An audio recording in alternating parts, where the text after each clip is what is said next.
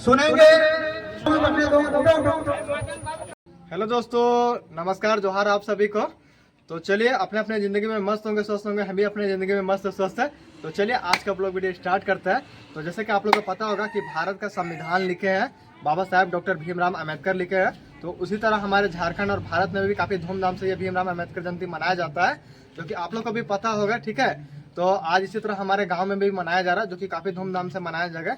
और इसमें हमारे जो गोमिया के विधायक होते हैं, विधायक जी आते हैं, बाकी एसडीएम आते हैं, मतलब सभी लोग जितना होते हैं सभी लोग आते हैं और आके इस प्रोग्राम का हिस्सा में बनते हैं और काफ़ी सारे बातचीत होते हैं। तो ठीक है, तो आप लोग ब्लॉग में एंड तक बने रहिएगा, देखिए काफ़ी ज़्यादा मजा आने वाला है। और चैनल को सब्सक्राइब कर लीजिएगा और ब्लॉग अच्छा लगेगा तो लाइक कर दीजिएगा ज़्यादा से ज़्यादा। तो चलिए आप लोग को दिखाते हैं, ब्लॉग को कंटिन्यू करते हैं। इसका जो इंट्रोडक्शन है हम इधर ही साइड में ही शूट कर रहे हैं, क्योंकि आगे साइड में काफ़ी ज़्यादा क्राउड वगैरह हो रहा है और वहाँ पे इतना ज़्यादा गाड़ी वगैरह आई है ना कि क्या ही बोले। चलिए आप लोग को सारा कुछ देखिएगा, ठीक है। तो जाइएगा इन ब्लॉग में कंटिन्यू बने रहिएगा। तो चलिए चलते हैं फिर। तो देख सकते हैं दोस्तों, ये है बाबा साहब भीमराव अम्बेडकर का, देख सकते हैं यहाँ पे जयंती मनाया जा रहा है, जो कि 134 यहाँ पे ये जयंती समारोह है 2025।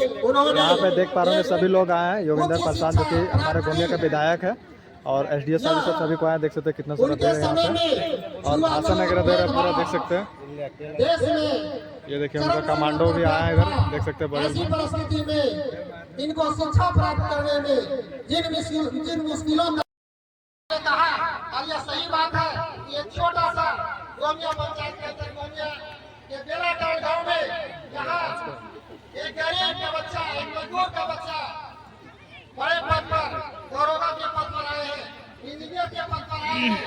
तो मैं ये कहना चाहूंगा कि यह जानकारी तभी हमारे लिए सार्थक होगा जब बाबा साहब के मार्गों पर हम चलेंगे, उनको फॉलो करेंगे। और आज जितना हम विकसित है, इससे कई गुना विकसित करने के लिए हम लोग प्रयास करेंगे। ज्यादा कुछ न करते हुए मैं अपनी वाणी को समाप्त करता हूँ। जय भीम। धन्यवाद।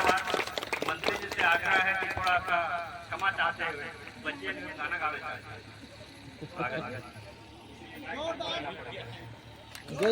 जो ताली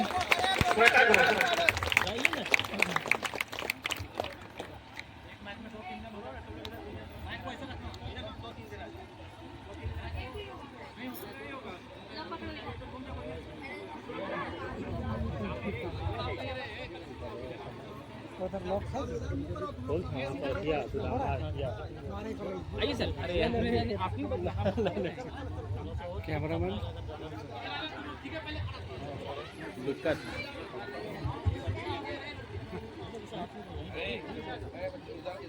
इधर फेस करो, सामने तो उधर है ना, इधर ऐसे घूम जाइए, ऐसे होना चाहिए। इधर फेस करना है, इधर ऐसा ही है। ओके, हाँ हाँ अभी ठीक है। ठीक है, ठीक है। मन की वीणा से गुंजित ध्वनि मंगलम, मन की वीणा से गुंजित ध्वनि मंगलम। स्वागतम स्वागतम स्वागतम स्वागतम स्वागतम स्वागतम स्वागतम स्वागतम। मन की वीणा से गुंजित ध्वनि मंगलम, मन की वीणा से गुंजित ध्वनि मंगलम। स्वागतम स्वागतम स्वागतम स्वागतम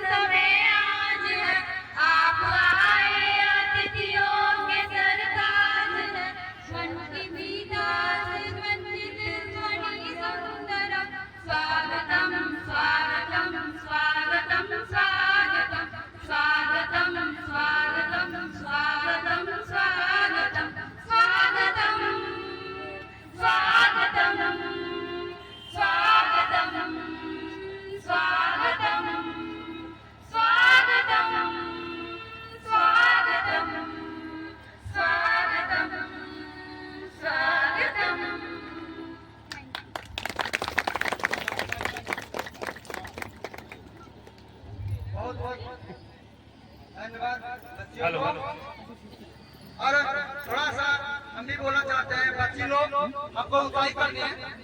एक हमारे अतिथियों के लिए एक शायरी बोलना चाहता हूँ। माँ उठा है ए मंच हमारा, माँ उठा है ए मंच हमारा, जब आप हमारे पधारे हो, जब आप पधारे हो, ऐसा एहसास होता है कि आप जन्मों से हमारे हो, हमारे हो, हमारे।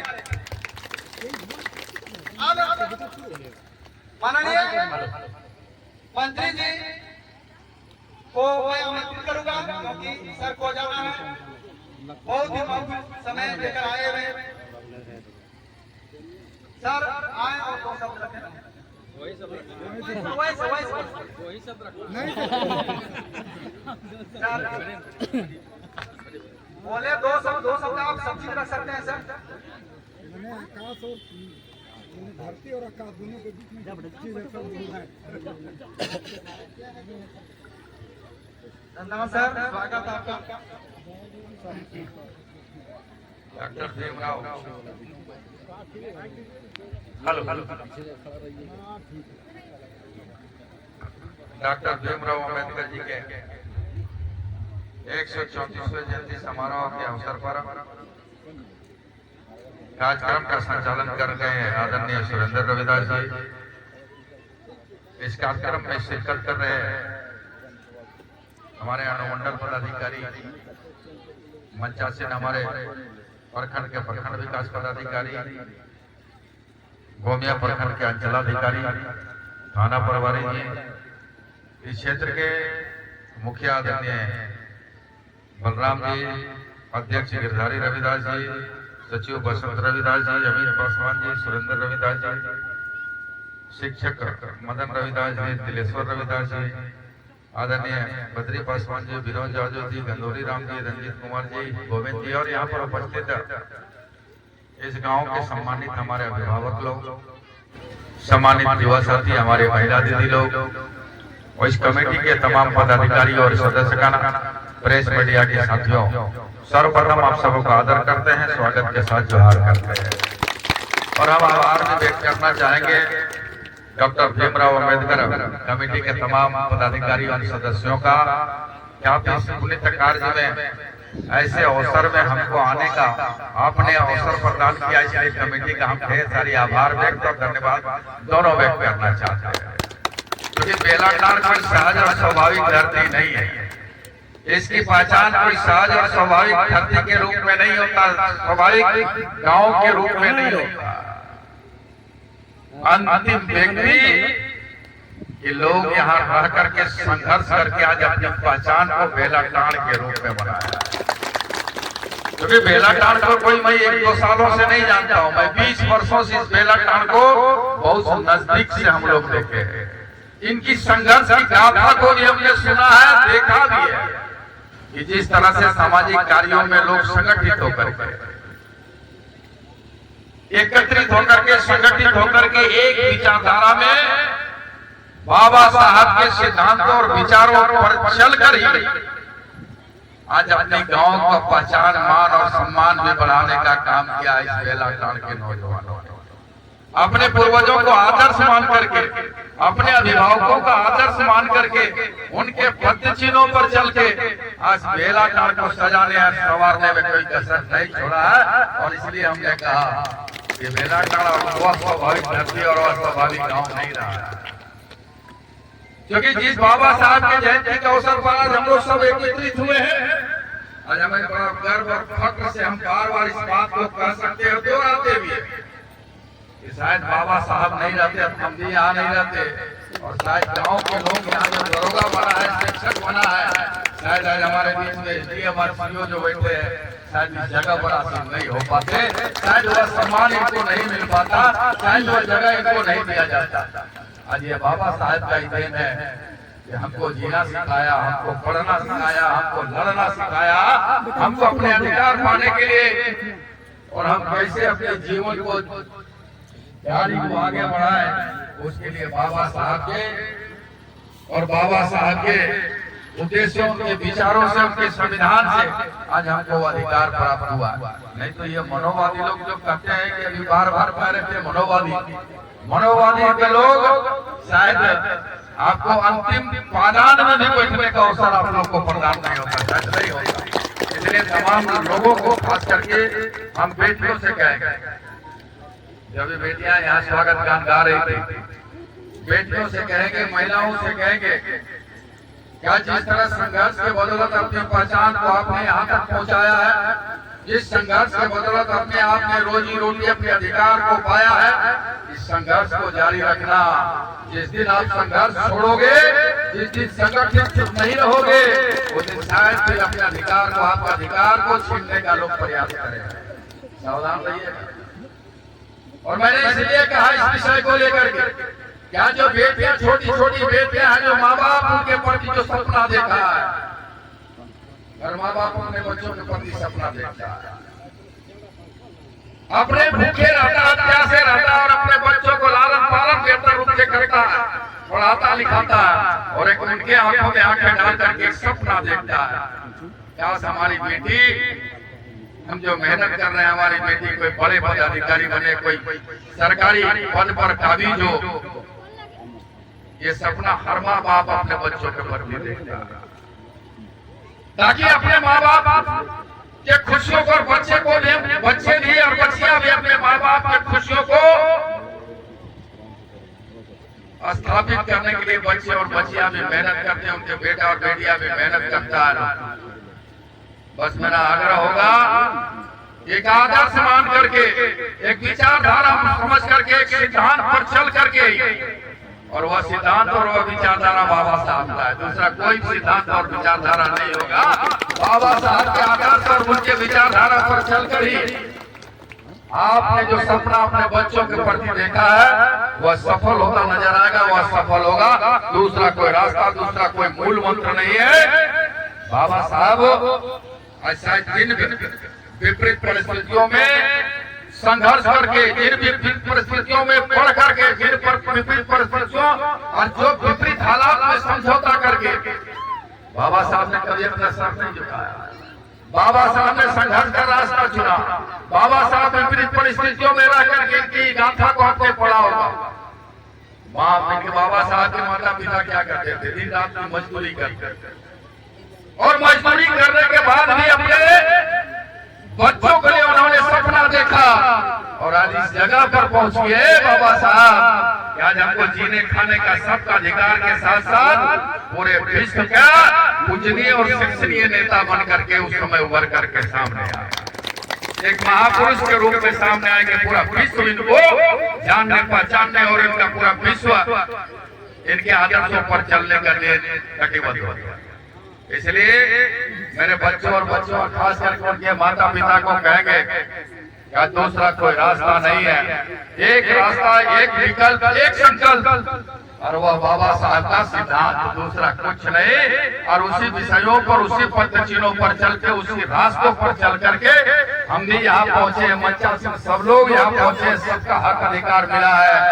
आज उसको जीवित रखने का, उसको अक्षुण्ण रखने का हम सबका दायित्व है, और उस दायित्व का जवाबदेही युवा पीढ़ी को भी देना पड़ेगा, ताकि इनकी गाथा, इनकी कहानी, इनकी इतिहास, इनकी विचारधारा, इनकी सिद्धांत, इनकी नीति कभी धूमिल करने का कोई प्रयास करे तो मुंहतोड़ जवाब भी देने का उनका काम करना होगा। तब जाकर के हम संघर्ष की गाड़ी को आगे बढ़ाते रहेंगे और अपना पहचान हमारा बरकरार रहेगा।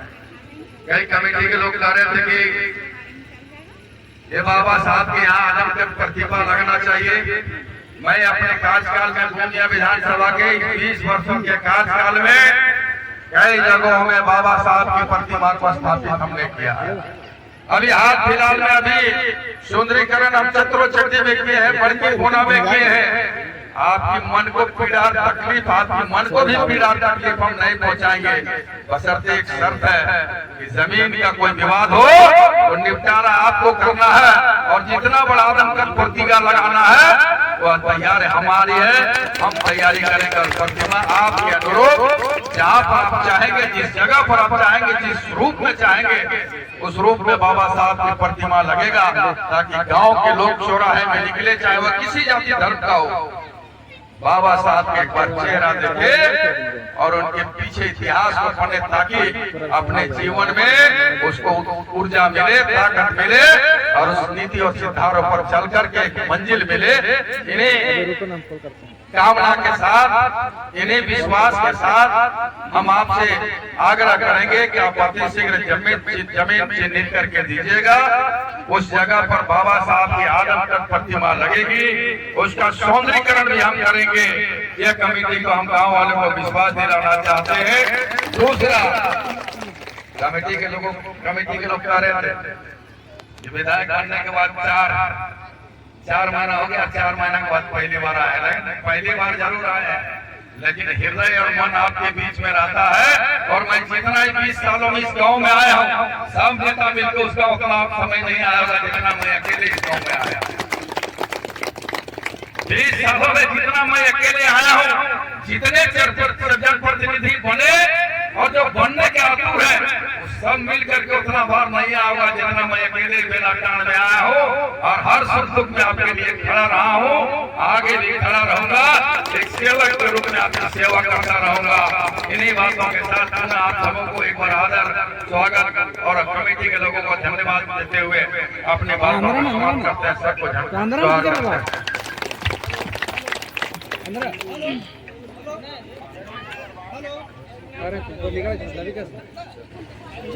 हेलो हेलो हेलो, कृपया करके केवल सर जाएंगे, कृपया विद्यार्थियों से निवेदन है कि सर स्थान पर आप लोग बने रहेंगे। आगे का कार्यक्रम सर अभी जारी रहेगा। सर आप लोग जो है आबंद रहेंगे।